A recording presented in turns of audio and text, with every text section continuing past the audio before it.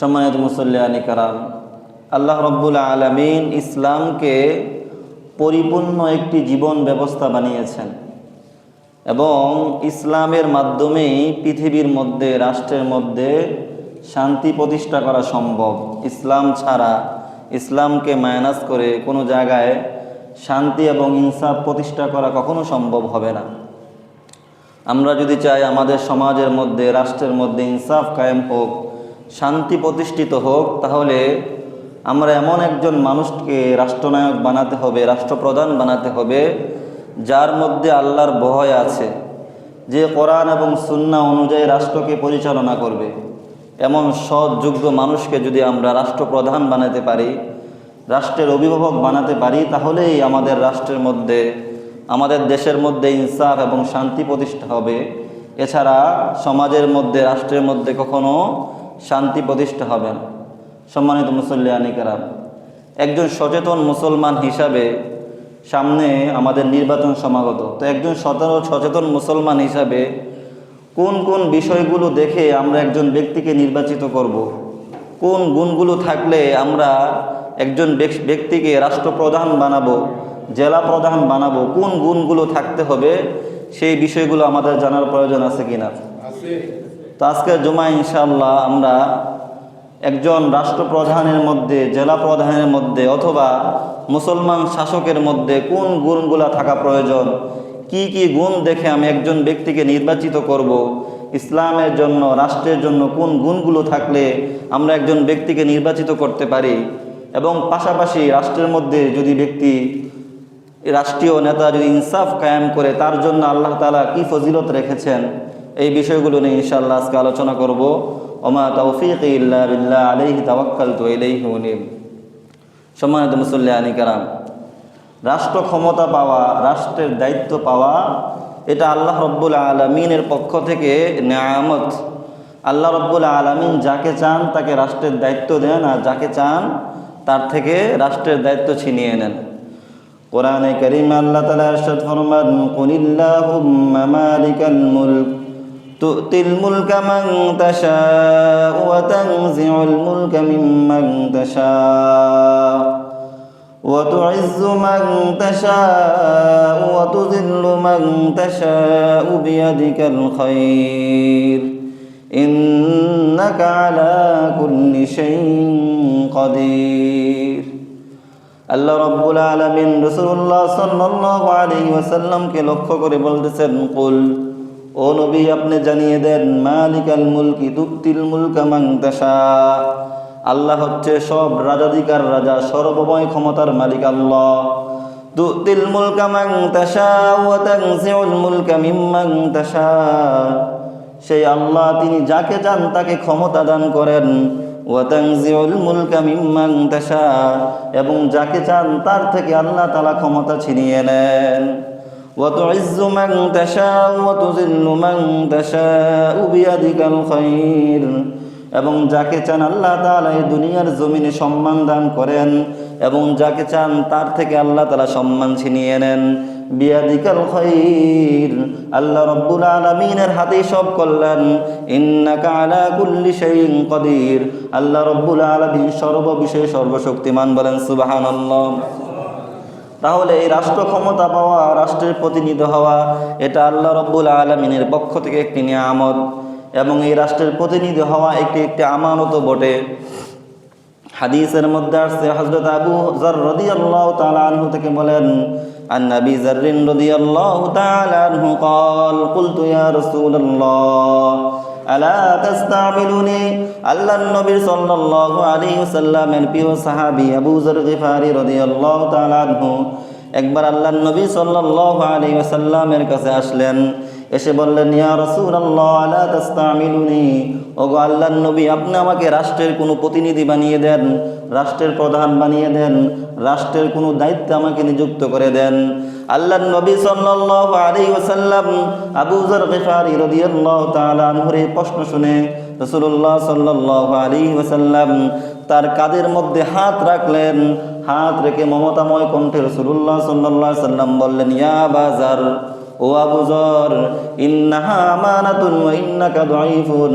আবু যর, তুমি হলে দুর্বল মানুষ, আর রাষ্ট্রের দায়িত্ব হলো একটা কঠিন বিষয়, একটা শক্ত বিষয়, এটা একটা আমানত। ওয়া ইন্নাহা লাখিজুন ওয়া নাদামাতুন ইয়াউমাল কিয়ামা। এই যে রাষ্ট্রের দায়িত্ব, এই রাষ্ট্রের দায়িত্ব নেওয়ার পর অনেক মানুষ সঠিকভাবে আদায় না করার কারণে কিয়ামতের ময়দানে লাঞ্ছিত আর অপমানিত হবে। নাউযুবিল্লাহি মিন যালিক। রাসূলুল্লাহ সাল্লাল্লাহু আলাইহি ওয়াসাল্লাম হযরত আবু যর রাদিয়াল্লাহু তাআলা আনহুকে বললেন, আবু যর, তুমি যে রাষ্ট্রের দায়িত্ব নিতে চাও, রাষ্ট্রের কাজে নিযুক্ত হতে চাও, জেনে রাখো তুমি হচ্ছে দুর্বল মানুষ, আর রাষ্ট্রের দায়িত্ব হলো একটা আমানত। এই আমানত নিয়ে যদি তুমি সঠিকভাবে আদায় করতে না পারো, তাহলে কাল কিয়ামতের ময়দানে তুমি লাঞ্ছিত হতে হবে। আর যদি তুমি সঠিকভাবে আদায় করতে পারো, তাহলে আল্লাহ তাআলা তোমাকে পুরস্কৃত করবেন।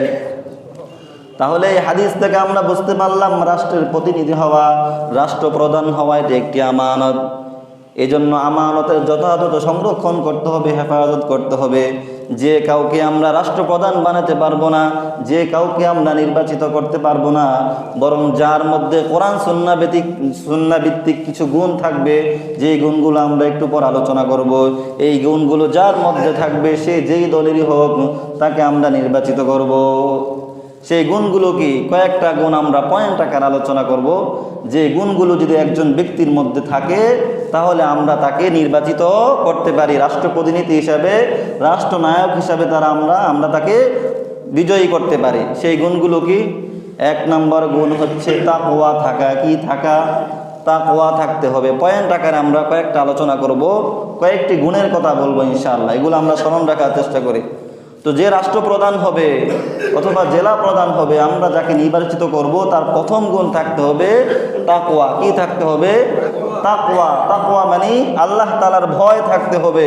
আল্লাহ পাক আমাকে দেখতেছেন, সর্ব জায়গায় আল্লাহ তাআলা আমাকে দেখতেছেন, এই যে চিন্তা, আল্লাহ তাআলার ভয়, এই ভয় তার অন্তরে থাকতে হবে। কারণ একজন ব্যক্তি রাষ্ট্রের প্রধান হবে, রাষ্ট্র ক্ষমতার মালিক হবে, তার কোনো জবাবদাহিতা থাকবে না। সকল মানুষ তার কাছে জবাবদাহিতা করবে, সব কিছুর জবাবদাহিতা থাকবে, কিন্তু তার জবাবদাহিতা থাকবে না। এখন যদি তার মধ্যে তাকওয়া না থাকে, আল্লাহর ভয় না থাকে, তাহলে সে অনায়াসে দেশের সম্পদ লুট করে খাবে। কথা বলেন ঠিক কিনা? বহু মানুষ অনেক শিক্ষিত, অনেক বড় বড় ডিগ্রিধারী, কিন্তু তারা দেশের সম্পদ বাহিরে পাচার করে কিনা? লক্ষ লক্ষ কোটি কোটি টাকা দেশের বাইরে পাচার করে দেয়, দেশের সম্পদ লুণ্ঠন করে খায়। কেন? তাদের মধ্যে তাকওয়া নেই। এই যে আপনারা কিছুদিন আগে দেখেছেন হয়তো সোশ্যাল মিডিয়ার কল্যাণে, এপস্টাইন ফাইল নামক একটা ফাইল প্রকাশিত হয়েছে। মার্কিন বিচার বিভাগ এই ফাইলটা প্রকাশ করেছে। তো এপস্টাইন যে ফাইল, এই ফাইলটা মূলত জেফ্রি এপস্টাইন নামক এক ব্যক্তি, তার এই সমস্ত ফাইল তার আর কি। তো জেফ্রি এপস্টাইন যে ব্যক্তি, সে সমুদ্রের মধ্যে একটা বাড়ি করেছিল। সেই বাড়ির মধ্যে কি হতো? সেই বাড়ির মধ্যে সে ছোট ছোট শিশুদেরকে যৌন নির্যাতন করত। কি করত? যৌন নির্যাতন করত। শুনলে অবাক হবেন, পৃথিবীর মধ্যে অনেক বড় বড় ধনাঢ্য ব্যক্তি যারা আছে, যাদেরকে আমরা আইডল মনে করি, তারাও সেই সমস্ত কাজের মধ্যে শরিক ছিল। কি কাজ করত তারা? ছোট ছোট মেয়ে যারা আছে, 3 থেকে 9 বছর পর্যন্ত শিশু যারা আছে, তাদেরকে যৌন নির্যাতন করত। নাউযুবিল্লাহি মিন যালিক।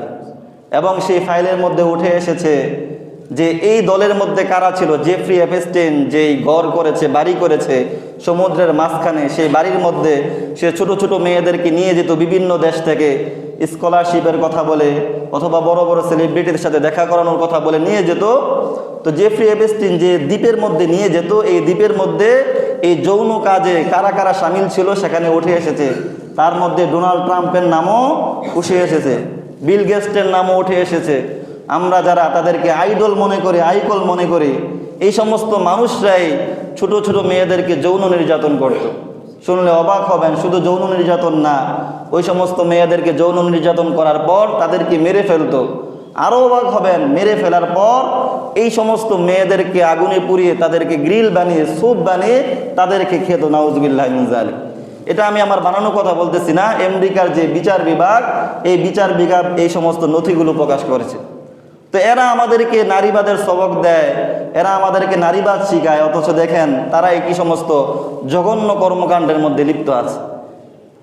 তো যাদের মধ্যে আল্লাহর ভয় নেই, যাদের মধ্যে তাকওয়া নেই, সে যত বড় লিডার হোক, যত বড় নেতা হোক, যত বড় শিক্ষিত হোক, সে তত বড় সন্ত্রাসী আর দাজ্জালি কার্যক্রম সে পরিচালনা করবে। যদি তার মধ্যে আল্লাহর ভয় না থাকে, সে যত বড় লিডার হতে পারে তত বেশি দুর্নীতিবাজ সে হবে। এজন্য একজন লিডারের, একজন নেতার সর্বপ্রথম গুণ থাকতে হবে, তাকওয়া থাকতে হবে। কি থাকতে হবে? তাকওয়া থাকতে হবে, আল্লাহ তাআলার ভয় থাকতে হবে। নির্বাচনের ক্ষেত্রে সর্বপ্রথম আমরা এই গুণটা দেখব যে তার মধ্যে আল্লাহ পাকের ভয় আছে কিনা।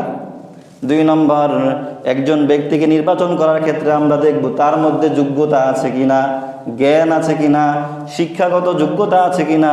যদি তার মধ্যে শিক্ষাগত যোগ্যতা না থাকে তাহলে সে দেশ পরিচালনা করতে পারবে না। আল্লাহ তাআলা কোরআনে কারিমে হযরত ইউসুফ আলাইহিস সালাতু ওয়াস সালামের কথা উল্লেখ করে বলেন, ক্বালা জাআলনি আলা খাযাইনিল আরদি ইন্নী হাফিজুন আলীম।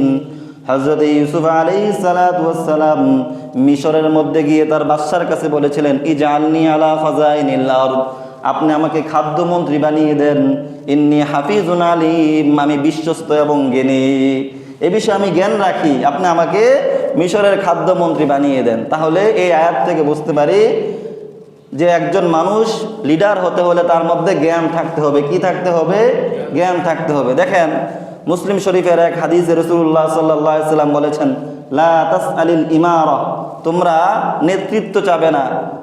অথচ কোরআনে কারীমের আয়াতের মধ্যে আল্লাহ তাআলা হযরত ইউসুফ আলাইহিস সালাতু ওয়াস সালামের কথা উল্লেখ করে বলেছেন, ইজআলনি আলা খাযাইনিল আরদ। ইউসুফ আলাইহিস সালাতু ওয়াস সালাম বাদশাকে বললেন যে আপনি আমাকে মন্ত্রী বানিয়ে দেন। তাহলে মুসলিম শরীফে রাসূলুল্লাহ সাল্লাল্লাহু আলাইহি সাল্লাম বললেন যে মন্ত্রিত্ব চাওয়া যাবে না, লিডারি চাওয়া যাবে না। অথচ কোরআনে কারিমে আমরা দেখতেছি ইউসুফ আলাইহিস সালাতু ওয়াস সালাম নেতৃত্ব চেয়ে নিয়েছেন। তো এই হাদিসের ব্যাখ্যায় মুহাদ্দিসিনে কেরাম বলেছেন নেতৃত্ব চাওয়া যাবে না কখন? রাসূলুল্লাহ সাল্লাল্লাহু আলাইহি সাল্লাম বলেছেন যে লা তাসআলিল ইমারা, তোমরা নেতৃত্ব চাবে না। নেতৃত্ব কখন চাবে না? যখন একটা সমাজের মধ্যে যোগ্য নেতৃত্ব থাকবে, যোগ্য ব্যক্তিরা নেতা হবে, তখন তোমরা নেতৃত্ব চাবে না, যেহেতু আছেই।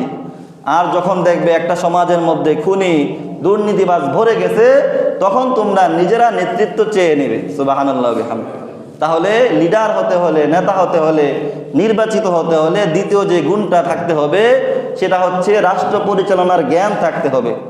3 নাম্বার, লিডার হতে হলে, নেতা হতে হলে আমানতদারিতা থাকতে হবে। কি থাকতে হবে? আমানতদারিতা থাকতে হবে। রাষ্ট্রের সম্পদ কুক্ষিগত করা যাবে না, সেকেন্ড হোম করা যাবে না, বরং আমানতদারিতা থাকতে হবে। আল্লাহর নবী সাল্লাল্লাহু আলাইহি ওয়াসাল্লাম একবার সাহাবায়ে কেরামদেরকে নিয়ে বসা ছিলেন। হাদিসে পাকের মধ্যে আসছে, বাইনামা নবী সাল্লাল্লাহু আলাইহি ওয়াসাল্লাম ইয জাহু আরাবিয়ুন, রাসূলুল্লাহ সাল্লাল্লাহু আলাইহি ওয়াসাল্লাম সাহাবায়ে কেরামদেরকে নিয়ে বসা ছিলেন। এমন সময় একজন গ্রাম্য লোক আসলো। গ্রাম্য লোক আসে বলল, ইয়া রাসূলুল্লাহ মাতাস-সা, ওগো আল্লাহর নবী, কিয়ামত কবে সংঘটিত হবে? গ্রাম্য লোকের প্রশ্ন শুনে আল্লাহর নবী সাল্লাল্লাহু আলাইহি ওয়াসাল্লাম কোনো জবাব দিলেন না। সাহাবায়ে কেরামের সাথে কথা বলতেই ছিলেন। এই অবস্থা দেখে কিছু কিছু সাহাবায়ে কেরাম মনে করলেন, তারা বলাবলি করতে লাগলেন, হয়তো আল্লাহর নবী সাল্লাল্লাহু আলাইহি ওয়াসাল্লাম ওই গ্রাম্য ব্যক্তির প্রশ্নটাকে পছন্দ করে নাই, এই জন্য তার উত্তর দিতেছে না। আর কিছু সাহাবায়ে কেরাম বলতে লাগলেন, মনে হয় রাসূলুল্লাহ সাল্লাল্লাহু আলাইহি ওয়াসাল্লাম তার কথাই শুনে নাই। রাসূল সাল্লাল্লাহু আলাইহি ওয়াসাল্লাম সাহাবায়ে কেরামদেরকে নিয়ে কথা বলতেছিলেন। এমন সময় গ্রাম্য একজন লোক, গ্রাম থেকে একজন লোক আসছে। এসে রাসূলুল্লাহ সাল্লাল্লাহু আলাইহি ওয়াসাল্লামকে বললেন, ইয়া রাসূলুল্লাহ মাতাস-সা, কিয়ামত কখন সংঘটিত হবে? তো রাসূল সাল্লাল্লাহু আলাইহি ওয়াসাল্লাম তার প্রশ্নের কোনো জবাব দিলেন না। সাহাবায়ে কেরামের সাথে যে কথা বলতেছিলেন, কথা চালিয়ে যেতে লাগলেন। এই অবস্থা দেখে কোনো সাহাবায়ে কেরাম বললেন, মনে হয় রাসূল সাল্লাল্লাহু আলাইহি ওয়াসাল্লাম তার প্রশ্নটা পছন্দ করে নাই, এই জন্য কোনো কথা বলতেছে না। আর কিছু সাহাবায়ে কেরাম বললেন, মনে হয় রাসূল সাল্লাল্লাহু আলাইহি ওয়াসাল্লাম শুনে নাই। তো একটু পর আল্লাহর নবী সাল্লাল্লাহু আলাইহি ওয়াসাল্লাম সাহাবায়ে কেরামের সাথে কথা বলার পর বললেন, আইনাস সাইল, ওই ব্যক্তিটা কোথায় যে আমাকে কিয়ামত সম্পর্কে প্রশ্ন করলো? ওই ব্যক্তি বলল, হ্যাঁ না ইয়া রাসূলুল্লাহ, এই তো আমি ইয়া রাসূলুল্লাহ, আমি আপনাকে কিয়ামত সম্পর্কে প্রশ্ন করেছি। এবার আল্লাহর নবী সাল্লাল্লাহু আলাইহি ওয়াসাল্লাম বললেন, ইদা উসিদাল আমরু ইদা দুইয়াতিল আমানাতু ফান্তাযিরিস সাআ। রাসূলুল্লাহ সাল্লাল্লাহু আলাইহি ওয়াসাল্লাম বললেন, তুমি কিয়ামত সম্পর্কে জানতে চেয়েছো, শুনো, যখন আমানতের খেয়ানত সমাজের মধ্যে শুরু হয়ে যাবে তখনই বুঝবা কিয়ামত আর বেশি দূরে নাই। এবার ওই সাহাবী রাসূলুল্লাহ সাল্লাল্লাহু আলাইহি ওয়াসাল্লামকে বাবার প্রশ্ন করলেন, ইয়া রাসূলুল্লাহ ওয়া কাইফা ইদাআতুহা, আমানতের খেয়ানত কিভাবে হবে? রাসূলুল্লাহ সাল্লাল্লাহু আলাইহি ওয়াসাল্লাম বললেন, ইদা উসিদাল আমরু ইলা গায়রি আহলিহা ফান্তাযিরিস সাআ, যখন দেখবা সমাজের মধ্যে অযোগ্য ব্যক্তিরা নেতা হইতেছে তখনই মনে করবা আমানতের খেয়ানত হইতেছে, তখনই তুমি কিয়ামতের জন্য অপেক্ষা করবে। জোরে বলেন নাউজুবিল্লাহ। তাহলে লিডার হতে হলে 3 নাম্বার যে গুণ লাগবে সেটা হচ্ছে আমানতদারিতা থাকতে হবে। এক ব্যক্তির মধ্যে যদি আমানতদারিতা থাকে তাহলে আমরা তাকে নির্বাচিত করতে পারি। 4 নাম্বার ইনসাফ থাকতে হবে। যে ব্যক্তি রাষ্ট্রপ্রধান হবে তার মধ্যে ইনসাফের গুণ থাকতে হবে। আল্লাহ রাব্বুল আলামিন কোরআনে কারিমে বলেন, ইয়া দাউদ ইন্না জাআলনাকা খলিফাতান ফিল আরদ ফাহকুম বাইনান নাসি বিল হক। আল্লাহ তাআলা দাউদ আলাইহিস সালাতু ওয়াস সালামের কথা উল্লেখ করে বলেন, আমি দাউদকে বললাম, ও দাউদ, আমি তোমাকে খলিফা বানিয়েছি, রাষ্ট্রপ্রধান বানিয়েছি। ফাহকুম বাইনান নাসি বিল হক, সুতরাং তুমি মানুষের মধ্যে ইনসাফ ভিত্তিক বিচার ব্যবস্থা কায়েম করো। তাহলে একজন ব্যক্তি লিডার হওয়ার জন্য তার 4 নাম্বার গুণ হচ্ছে ইনসাফ ভিত্তিক রাষ্ট্র কায়েম করার যোগ্যতা তার মধ্যে থাকতে হবে। 5 নাম্বার পরামর্শ করে কাজ করতে হবে। কি করতে কাজ করতে হবে?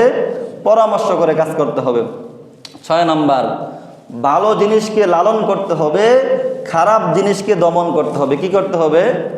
ভালোকে লালন করতে হবে আর খারাপ জিনিসকে দমন করতে হবে। সমাজের মধ্যে যারা ভালো মানুষ থাকবে, ন্যায় ইনসাফের কথা বলবে, কোরআন এবং হাদিসের কথা বলবে, তাদেরকে প্রাধান্য দিতে হবে, তাদেরকে সুরক্ষিত রাখতে হবে।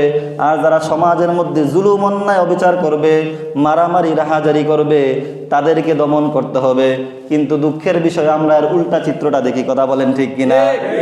সমাজের মধ্যে আমরা দেখি নির্বাচিত হওয়ার পর ভালোকে দমন করে আর যারা খারাপ আছে তাদেরকে প্রতিপালন করে আরো বড় বড় লিডার বানায়, নেতা বানায়, সন্ত্রাসদের গডফাদার তাদেরকে বানিয়ে দেয়। কথা বলেন ঠিক কিনা?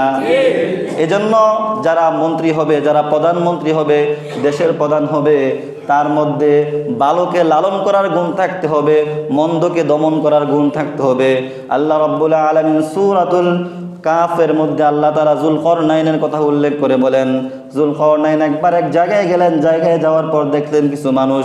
আল্লাহ তাআলা তাদের ব্যাপারে যুলকরনাইনকে আদেশ করলেন, যুলকরনাইন তুমি চাইলে তাদেরকে শাস্তি দিতে পারো অথবা চাইলে তাদেরকে সেরেও দিতে পারো। এবার যুলকরনাইন বললেন, ওগো আল্লাহ, ইম্মাং তুআযযিবা ওয়া ইম্মাং তাত্তাখিযা ফীহিম হুসনা। যুলকরনাইন বললেন, আল্লাহ, এদের মধ্যে যারা ভালো মানুষ আছে তাদের সাথে আমি ভালো আচরণ করব, আর যারা খারাপ মানুষ আছে তাদের সাথে আমি খারাপ আচরণ করব, তাদেরকে আমি শাস্তি দেব। তাহলে যে রাষ্ট্রপ্রধান হবে তার 6 নম্বর গুণ হবে সে ভালোকে লালন করবে, ভালোকে প্রতিষ্ঠিত করবে, মন্দকে দমন করবে, মন্দকে সমাজ থেকে প্রতিহত করে শান্তিপূর্ণ শৃঙ্খলাপূর্ণ একটা সমাজ, একটা রাষ্ট্র সে আমাদেরকে উপহার দিতে হবে।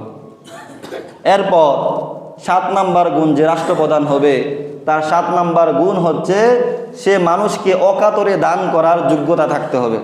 নাকি মানুষদের থেকে মেরে খাওয়ার যোগ্যতা থাকতে হবে? মানুষদেরকে দান করার, মানুষদেরকে নিজের পকেট থেকে হলেও দান করার যোগ্যতা থাকতে হবে। সূরাতুল কাহফের সেই যুলকরনাইন বাদশার ঘটনাই আছে। যুলকরনাইন বাদশা একবার একদিকে সফর করলেন, সফর করতে গিয়ে দেখলেন কিছু মানুষ, ওই মানুষগুলো যুলকরনাইন বাদশার কথা বুঝে না। যুলকরনাইন বাদশা দুবাসী নিযুক্ত করলেন। এবার ওই মানুষগুলো, ওই লোকগুলো যুলকরনাইন বাদশার কাছে বলল যে আপনি আমাদেরকে এই যে 2টা পাহাড় দেখতেছেন, এই 2টা পাহাড়ের ওই দিকে কিছু মানুষ আছে যারা ইয়াজুজ মাজুজ নামে পরিচিত, তারা আমাদেরকে খুব বেশি ডিস্টার্ব করে, আমাদেরকে খুব বেশি জ্বালাতন করে। আপনি এই 2 পাহাড়ের মাঝখানে যে ফাঁকা আছে ওই ফাঁকাটা বন্ধ করে দেন, যেন তারা আমাদের সমাজের মধ্যে আসতে না পারে। আল্লাহর যুলকরনাইন বাদশা তখন তাদের কথা শুনে 2 পাহাড়ের মধ্যে বাঁধ তৈরি করে দেওয়ার জন্য, দেয়াল তৈরি করে দেওয়ার জন্য রাজি হলেন। এবার ওই লোকগুলো, সমাজের লোকগুলো বলল, ঠিক আছে, আপনি দেয়াল তৈরি করে দিবেন, ঠিক আছে, আমরা আপনাকে কিছু অর্থ দেব। আপনি দেয়াল তৈরি করে দেন, আমরা আপনাকে কিছু অর্থ দিয়ে সাহায্য সহযোগিতা করব। যুলকরনাইন বাদশা বললেন, না, তোমাদের অর্থের আমার প্রয়োজন নেই, আমি নিজ অর্থায়নে তোমাদের জন্য এই দুই পাহাড়ের মাঝখানে দেয়াল তৈরি করে দেব, যাতে করে তোমরা শান্তিতে এবং নিরাপদে থাকতে পারো। এটা হচ্ছে একজন বাদশার গুণ। সে নিজের পকেট থেকে জনগণের জন্য খরচ করবে। আর আমাদের সমাজে উল্টা হয়ে গেছে, পারলে নিজের টাকাটাও সে জনগণ থেকে খরচ করে। উল্টা হয়ে গেছে না? তাহলে 7 নাম্বার গুণ হচ্ছে যে বাদশা হবে, যে রাষ্ট্রপ্রধান হবে, জেলা প্রধান হবে, তার মধ্যে অকাতরে বিলিয়ে দেওয়ার, নিজের থেকে খরচ করার যোগ্যতা থাকতে হবে। 8 নাম্বার, যে ব্যক্তি বাদশা হবে তার 8 নাম্বার গুণ থাকতে হবে মানুষের সাথে নম্র ব্যবহার করা। কি করা? মানুষের সাথে নম্র ব্যবহার করা। আল্লাহ নবী সাল্লাল্লাহু আলাইহি ওয়াসাল্লাম রাষ্ট্রপ্রধান ছিলেন কিনা বলেন তো? রাসূলুল্লাহ সাল্লাল্লাহু আলাইহি ওয়াসাল্লাম যখন রাষ্ট্রপ্রধান ছিলেন, গোটা বিশ্বের মধ্যে রাসূল সাল্লাল্লাহু আলাইহি ওয়াসাল্লামের খেলাফতের মধ্যে সব মানুষ শান্তিতে ছিল।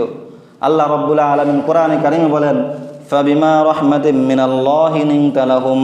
ওগো আল্লাহর নবী, এই যে সমাজের মধ্যে শান্তি শৃঙ্খলা প্রতিষ্ঠিত হলো, এর একটা কারণ হলো আপনি মানুষের সাথে সৎ ব্যবহার করেছেন, মানুষের সাথে নম্র আচরণ করেছেন, এই জন্য মানুষ আপনার দলে বেড়েছে। বলেন সুবহানাল্লাহ। তাহলে যে রাষ্ট্রপ্রধান হবে তার 8 নাম্বার গুণ হলো সমাজের যারা আছে, রাষ্ট্রের যারা প্রজা আছে, জনগণ আছে, তাদের প্রতি নম্র দিলের হতে হবে, ভালো স্বভাবের হতে হবে, ভালো আচরণ করতে হবে। 9 নাম্বার, রাষ্ট্রপ্রধান যে হবে সে যদি কোনো কাজ করে, ভালো কাজ করে, দেশের উন্নয়ন করে, যে উন্নয়ন সে করুক না কেন, সে কি নিজের টাকা দিয়ে উন্নয়ন করবে নাকি জনগণের টাকা দিয়ে করবে? তো উন্নয়ন করার পর সে বলতে পারবে না যে আমি আমার বাপের টাকা দিয়ে করেছি, ওপরের টাকা দিয়ে করেছি। না, কি বলতে হবে? আল্লাহ তাআলা শুকর আদায় করতে হবে যে আল্লাহ তাআলা আমাকে তৌফিক দিয়েছেন। অহংকার করা যাবে না। আল্লাহ তাআলা আমাকে তৌফিক দিয়েছেন, এই জন্য আমি রাষ্ট্রের উন্নয়ন করতেছি। আর কেউ যদি অহংকার করে বলে না আমি নিজের টাকা দিয়ে করেছি, নিজের বাপের টাকা দিয়ে করেছি, অহংকার করে আল্লাহর শুকর আদায় না করে, তাহলে আল্লাহ তাআলা তাকে খুব কঠিনভাবে ধ্বংস করে দিবেন এবং তার ক্ষমতাকে আল্লাহ তাআলা বিলুপ্ত করে দিবেন। কথা বলেন ঠিক কিনা? এই জন্য রাষ্ট্রপ্রধানের 9 নম্বর গুণ হবে সে কোনো কাজ করার পর সে আল্লাহ পাকের শুকর আদায় করবে এবং সে চিন্তা করবে যে এটা আমার যোগ্যতা বলে আমি করি নাই, আল্লাহ তাআলা আমাকে করার তৌফিক দিয়েছেন। 10 নম্বর গুণ, যে রাষ্ট্রপ্রধান হবে, জেলা প্রধান যে হবে, তার মধ্যে দুনিয়ার লোভ কম থাকতে হবে। কি কম থাকতে হবে? দুনিয়ার লোভ কম থাকতে হবে। এই 10টা গুণ যদি আমরা কারোর মধ্যে দেখি, তাহলে আমরা তাকে রাষ্ট্রের জন্য নির্বাচন করতে পারি। এখন এইগুলো যদি কারোর মধ্যে পরিপূর্ণ না থাকে, আংশিকও থাকে, তুলনামূলক যদি আংশিক থাকে, তাকেও আমরা কি করতে পারি? নির্বাচিত করতে পারি। সম্মানিত হাজিরিন, এবার আপনি নির্বাচিত করলেন, নির্বাচিত হওয়ার পর দায়িত্ব কি হবে? কোরআনে কারিমে আল্লাহ তাআলা বলেন, আল্লাযীনা ইম্মাক্কান্নাহুম ফিল আরদি আকামুস সালাতা ওয়া আতাউয যাকাত ওয়া আমারু বিল মারুফি ওয়া নাহাউ আনিল মুনকার। একজন ব্যক্তি যখন রাষ্ট্রের প্রধান হবে, তার 4টা দায়িত্ব হবে। কয়টা দায়িত্ব হবে? 4টা দায়িত্ব হবে। আকামুস সালাহ, 1 নম্বর নামাজ কায়েম করবে রাষ্ট্রের মধ্যে। 2 নম্বর আতাউয যাকাত, যাকাত প্রতিষ্ঠা করবে সমাজের মধ্যে। 3 নম্বর ওয়া আমারু বিল মারুফ, নেক কাজের আদেশ করবে। ওয়া নাহাউ আনিল মুনকার, 4 নম্বর মন্দ কাজ থেকে মানুষকে দূরে রাখবে। কথা বলেন ঠিক কিনা? তাহলে একজন রাষ্ট্রপ্রধানের 4টা দায়িত্ব: নামাজ কায়েম করা, যাকাত আদায় করা, সমাজের মধ্যে ভালো কাজের আদেশ করা, মন্দ কাজের নিষেধ করা।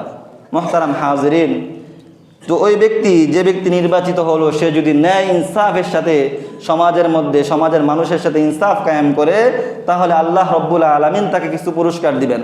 কি পুরস্কার দিবেন? 1 নম্বরে, যে ব্যক্তি ইনসাফের সাথে সমাজ পরিচালনা করবে, রাষ্ট্র পরিচালনা করবে, আল্লাহ রব্বুল আলামিন তাকে জান্নাত দান করবেন। আল্লাহ নবী সাল্লাল্লাহু আলাইহি ওয়াসাল্লাম বলেন, মান তালাবাল কদা, যে ব্যক্তি রাষ্ট্রের দায়িত্ব পায়, বিচারের দায়িত্ব পায়, বিচারের দায়িত্ব পাওয়ার পর জুলুম করে না, ইনসাফের সাথে বিচার পরিচালনা করে, আল্লাহ রব্বুল আলামিন তাকে জান্নাত দান করবেন। আর কোনো ব্যক্তি যদি রাষ্ট্রের দায়িত্ব পাওয়ার পর, বিচারকের দায়িত্ব পাওয়ার পর ইনসাফ কায়েম না করে জুলুম করে, তাহলে সে আল্লাহ তাআলার জাহান্নামে যাবে। জোরে বলেন নাউজুবিল্লাহ। ইনসাফের সাথে বিচার করলে আল্লাহ পাক তাকে জান্নাত দান করবে। 2 নম্বর, ইনসাফের সাথে যে রাষ্ট্রনায়ক বিচার ব্যবস্থা কায়েম করবে, তাই আল্লাহ তাআলা তার দোয়াগুলোকে কবুল করে নেবেন। সুবহানাল্লাহ। আল্লাহ নবী সাল্লাল্লাহু আলাইহি ওয়াসাল্লাম হাদিস মুবারকার মধ্যে বলেন, সালাসাতুন লা তারুদ্দু দাওয়াতুহুম, পৃথিবীর মধ্যে এমন 3 জন ব্যক্তি আছে যাদের দোয়াকে আল্লাহ তাআলা ফিরিয়ে দেন না। এর মধ্যে 1 নম্বর ব্যক্তি হলো as-সাইম হাত্তা ইফতিরা, ওই ব্যক্তি, যে ব্যক্তি রোজা রেখেছে, রোজাদার ব্যক্তি যখন ইফতারের সময় দোয়া করে, আল্লাহ তাআলা তার দোয়া ফিরিয়ে দেন না। বলেন সুবহানাল্লাহ। তাহলে 1 নম্বরে হচ্ছে রোজাদার ব্যক্তি। 2 নম্বরে আল্লাহ নবী সাল্লাল্লাহু আলাইহি ওয়াসাল্লাম বলেন, ওয়াল ইমামুল আদিল, ন্যায়পরায়ণ রাষ্ট্রনায়ক। ন্যায়পরায়ণ রাষ্ট্রনায়ক যিনি থাকবে তার দোয়া আল্লাহ তাআলা ফিরিয়ে দেন না। 3 নম্বরে আল্লাহর নবী সাল্লাল্লাহু আলাইহি ওয়াসাল্লাম বলেন ওয়া দাওয়াতুল মাজলুম, মাজলুমের দোয়া আল্লাহ তাআলা ফিরিয়ে দেন না। তাহলে ন্যায় ইনসাফের সাথে যে ব্যক্তি রাষ্ট্র পরিচালনা করবে তার 2 নম্বর পুরস্কার আল্লাহ তাআলা দিবেন, আল্লাহ পাক তার দোয়াগুলোকে কবুল করে নেবেন। 3 নম্বর, রাসূলুল্লাহ সাল্লাল্লাহু আলাইহি ওয়াসাল্লাম বলেন কিয়ামতের ময়দানে আল্লাহ রাব্বুল আলামিন বিশেষ কিছু নূরের মিম্বার তৈরি করবেন। সুবহানাল্লাহ বিহামদি। বিশেষ কিছু নূরের মিম্বার তৈরি করবেন কাদের জন্য? যারা দুনিয়ার মধ্যে রাষ্ট্র পরিচালনা করেছে ইনসাফের সাথে, আদলের সাথে, কারো প্রতি জুলুম করে নাই, অন্যায় অবিচার করে নাই, তাদেরকে আল্লাহ তাআলা সেই নূরের মিম্বারে কাল কিয়ামতের ময়দানে বসাবেন। বলেন সুবহানাল্লাহ। 4 নম্বর, যারা ইনসাফের সাথে রাষ্ট্র পরিচালনা করবে, আল্লাহ রাব্বুল আলামিন কাল কিয়ামতের ময়দানে যখন সূর্যটা অনেক কাছে চলে আসবে, মানুষের মগজগুলো গলে গলে পড়তে থাকবে, ঠিক সেই সময় আল্লাহ তাআলা রাষ্ট্রপ্রধান যে ইনসাফের সাথে রাষ্ট্র পরিচালনা করেছে, আল্লাহ রাব্বুল আলামিন তাকে তার আরশের ছায়ার নিচে ছায়া দিবেন। সুবহানাল্লাহ বিহামদি। মুহতারাম হাজিরিন, এজন্য সাহাবায়ে কেরাম নিজেদের জীবনে, নিজেদের খেলাফত ব্যবস্থায় ইনসাফের রাষ্ট্র কিভাবে কায়েম করতে হয় সেই নজির আমাদের সামনে রেখে গেছেন কিনা বলেন? রাসূলুল্লাহ সাল্লাল্লাহু আলাইহি ওয়াসাল্লামের খোলাফায়ে রাশেদা এবং অন্যান্য সাহাবায়ে কেরাম যারাই রাষ্ট্রপ্রধান হয়েছেন, তারা একটা রাষ্ট্রকে কিভাবে ইনসাফের সাথে চালাতে হয়, রাষ্ট্রের মধ্যে কিভাবে শান্তি শৃঙ্খলা প্রতিষ্ঠিত করতে হয়, সেই নজির তারা আমাদের সামনে রেখে গেছেন। আল্লাহু আকবার। হযরত ওমর ফারুক রাদিয়াল্লাহু তাআলা আনহু খেলাফত জামানার একটা ঘটনা। ওমরে ফারুক রাদিয়াল্লাহু তাআলা আনহু তখন মুসলমানদের আমিরুল মুমিনিন। তো উনি প্রতি রাতে তার রাষ্ট্রের মধ্যে ঘোরাঘুরি করতেন, দেখতেন তার রাষ্ট্রের মধ্যে কে কোন অসুবিধার মধ্যে আছে। এভাবে একদিন ঘোরাঘুরি করতেছেন, ঘোরাফেরা করতেছেন, ঘুরতে ঘুরতে এক বাড়ির কাছে গিয়ে, একটা ঘরের কাছে গিয়ে সে থমকে গেলেন। ওমর রাদিয়াল্লাহু তাআলা আনহু দেখলেন ভিতর থেকে কান্নার আওয়াজ আসতেছে। তো অনুমতি নিয়ে ওমর ইবনুল খাত্তাব রাদিয়াল্লাহু তাআলা আনহু সেই ঘরের মধ্যে প্রবেশ করলেন। প্রবেশ করার পর দেখলেন যে ওই বাচ্চা খাবার না পাওয়ার কারণে কান্নাকাটি করতেছে। তো ওমর রাদিয়াল্লাহু তাআলা আনহু ওই ঘরের যে মহিলা, তার সাথে কথা বললেন। ওই মহিলা বলতেছে, দেখেন আজকে কয়েকদিন ধরে আমাদের ঘরে খাবার নাই, অথচ আমাদের রাষ্ট্রপ্রধান, সে কেমন রাষ্ট্রপ্রধান হলো? সে তো রাষ্ট্রপ্রধান হওয়ার কোনো যোগ্যই না, সে আমাদের কোনো খোঁজখবর নেয় নাই। তখনকার সময় তার মিডিয়া ছিল না যে রাষ্ট্রপ্রধান সবাই চিনবে। ওই মহিলা তো ওমর রাদিয়াল্লাহু তাআলা আনহুকে চিনতেছিল না। ওমর রাদিয়াল্লাহু তাআলা আনহু তৎক্ষণাৎ ওই ঘর থেকে বের হয়ে গেলেন। বের হয়ে গিয়ে তিনি রাষ্ট্রের যে বাইতুল মাল আছে সেখান থেকে একটা আটার বস্তা নিলেন। তো উনি আটার বস্তা মাথায় উঠাইতেছিলেন, এমন অবস্থায় ওনার যে খাদেম আছে, পিএস আছে, সে বলল যে আমিরুল মুমিনিন, আমি উঠিয়ে নিয়ে যাই। তখন ওমর ইবনুল খাত্তাব রাদিয়াল্লাহু তাআলা আনহু তাকে বললেন, দেখো তুমি উঠি নিয়ে যাবা, কিয়ামতের ময়দানে যদি আমার আল্লাহ আমাকে প্রশ্ন করে, তোমার খেলাফত অবস্থায়, তোমার রাজত্বকালে, তোমার শাসনকালে একটা মহিলা তার সন্তান না খেয়েছিল, তুমি খোঁজখবর নাও নাই, এটা যদি আল্লাহ তাআলা আমাকে প্রশ্ন করে, এর জবাব কি তুমি দিবা? আল্লাহু আকবার। ওমর ইবনুল খাত্তাব রাদিয়াল্লাহু তাআলা আনহু তার খাদেমকে নিতে দেন নাই, তিনি নিজে কাঁধে করে ওই মহিলার ঘরে আটা পৌঁছে দিলেন। সুবহানাল্লাহ বিহামদি। তখন ওই মহিলা খুব খুশি হলেন, আনন্দিত হলেন এবং ওমর রাদিয়াল্লাহু তাআলা আনহুর জন্য অনেক দোয়া করলেন আর বললেন, বর্তমান সময়ে যদি কোনো ব্যক্তি রাষ্ট্রপ্রধান হওয়ার, আমিরুল মুমিনিন হওয়ার যোগ্যতা রাখে, তাহলে একমাত্র সেই ব্যক্তি আপনি। সুবহানাল্লাহ। ওমর রাদিয়াল্লাহু তাআলা আনহু আল্লাহ তাআলা শুকরিয়া করতে করতে ঘর থেকে বেরিয়ে আসলেন। কেমন ছিলেন তাদের রাষ্ট্র ব্যবস্থা, কিভাবে তারা মানুষের মধ্যে ইনসাফ কায়েম করতেন। হযরতে আলী রাদিয়াল্লাহু তাআলা আনহু তিনি যখন রাষ্ট্রপ্রধান ছিলেন, তার কাছে একবার একজন মানুষ, একজন মেহমান দেখা করতে আসছে রাতের বেলা। তো তিনি রাষ্ট্রীয় কাজ করতেছিলেন, যেহেতু রাষ্ট্রীয় কাজ করতেছিলেন, রাষ্ট্রের টাকা দিয়ে যে মোমবাতি কিনা, সেই মোমবাতির আলোতে তিনি লিখতেছিলেন। একটু পর যখন একজন মেহমান আসলো, তো মেহমানের সাথে এখন কথা বলবেন, এখন রাষ্ট্রের কাজটা তিনি রেখে দিবেন, রাষ্ট্রের কাজ এখন করবেন না, লেখালেখি করবেন না। এজন্য তিনি রাষ্ট্রের টাকা দিয়ে যে মোমবাতি কিনা, সেই মোমবাতিটাকে বন্ধ করে নিজের পকেটের টাকা দিয়ে যে মোমবাতি কিনা, সেই মোমবাতি জ্বালিয়ে তারপর মেহমানের সাথে কথা বলেছেন। আর আমাদের সমাজে কিভাবে মানুষের টাকা মেরে খাওয়া যায়, নাউজুবিল্লাহ মিন যালিক। সাহাবায়ে কেরাম আমাদেরকে এই সমস্ত আদর্শ আমাদের মাঝে রেখে গেছেন, কারণ তারা জানতেন এটা আল্লাহ তাআলার একটা আমানত। রাষ্ট্র ক্ষমতা আল্লাহ পাক রব্বুল আলামিনের একটা আমানত। আপনি একটা ভোট দিলেন, মানে শুধু ভোট দিলেন না, ভোটের মধ্যে কি দিলেন? 3টা বিষয় থাকে। কয়টা বিষয় থাকে? আপনি একজনকে ভোট দিলেন মানে তার ব্যাপারে তিনটা বিষয় আপনি সাক্ষী দিলেন। এক নাম্বার, ওই লোকটা যে ভালো এই সাক্ষী আপনি দিলেন। কি করলেন? ভালো যে সাক্ষী দিলেন। এখন আপনি যদি সত্য সাক্ষী দেন, বাস্তবে সেই লোকটা ভালো, তাহলে তো আপনি ভালো কাজ করলেন। আর যদি মন্দ সাক্ষী দেন, বাস্তবে এই লোকটা ভালো না, আপনি মিথ্যা সাক্ষী দিলেন। ভোট দিলেন মানে কি? আপনি তাকে সাক্ষী দিলেন যে এই লোকটা ভালো, যোগ্য লোক। এখন আপনি ওই লোকটা ভালো না, মন্দ, তারপরে আপনি তাকে ভোট দিলেন, এর মানে হচ্ছে তার ব্যাপারে আপনি মিথ্যা সাক্ষ্য দিলেন। আর যে ব্যক্তি মিথ্যা সাক্ষ্য দেয় এটা হচ্ছে কবিরা গুনাহের অন্তর্ভুক্ত। কিসের গুনাহ অন্তর্ভুক্ত? কবিরা গুনাহের অন্তর্ভুক্ত। হাদিসে পাকের মধ্যে আছে, আল্লাহর নবী সাল্লাল্লাহু আলাইহি ওয়াসাল্লাম সাহাবায়ে কেরামদেরকে লক্ষ্য করে একবার বললেন, আলা উনাব্বিউকুম বিআকবারিল কাবাইর, ও আমার সাহাবায়ে কেরাম, আমি কি তোমাদেরকে কবিরা গুনাহের মধ্যে যেগুলো কবিরা গুনাহ আছে সেগুলোর ব্যাপারে তোমাদেরকে খবর দেব না? সাহাবায়ে কেরাম বললেন, কুলনা বালা ইয়া রাসূলুল্লাহ, অবশ্যই আপনি আমাদেরকে বলেন কোনগুলো কবিরা গুনাহ। আল্লাহর নবী সাল্লাল্লাহু আলাইহি ওয়াসাল্লাম বললেন, আল-ইশরাকু বিল্লাহ, আল্লাহ তাআলার সাথে শরীক করা একটা কবিরা গুনাহ। দুই নম্বর, ওয়া উকুকুল ওয়ালিদাইন, পিতামাতার অবাধ্য হওয়া কবিরা গুনাহ। সাহাবায়ে কেরাম বলেন, বর্ণনাকারী যে হাদিস বর্ণনা করতেছে তিনি বলেন, ওয়া কালা মুত্তাকিয়ান, এই দুইটা বলার পর আল্লাহর নবী সাল্লাল্লাহু আলাইহি ওয়াসাল্লাম এভাবে হেলান দিয়ে বসা ছিলেন। ওয়া কানা মুত্তাকিয়ান ফাজালাসা, হেলান ছেড়ে দিয়ে রাসূলুল্লাহ সাল্লাল্লাহু আলাইহি ওয়াসাল্লাম একটু সামনের দিকে আগিয়ে বসলেন। সামনের দিকে এগিয়ে বসে বললেন, আলা ওয়া কাউলুজ জুর, আলা ওয়া শাহাদাতুজ জুর, চিনে রাখো, মিথ্যা সাক্ষী দেওয়া সবচেয়ে বড় কবিরা গুনাহ, মিথ্যা কথা বলা সবচেয়ে বড় কবিরা গুনাহ। জোরে বলেন নাউজুবিল্লাহ। তাহলে একজনকে আপনি ভোট দিচ্ছেন, এর মানে হচ্ছে তাকে আপনি সাক্ষ্য দিতেছেন সেই লোকটা ভালো, সে বাস্তবে ভালো কিনা। যদি বাস্তবে ভালো হয় তাহলে আপনার সাক্ষী দেন।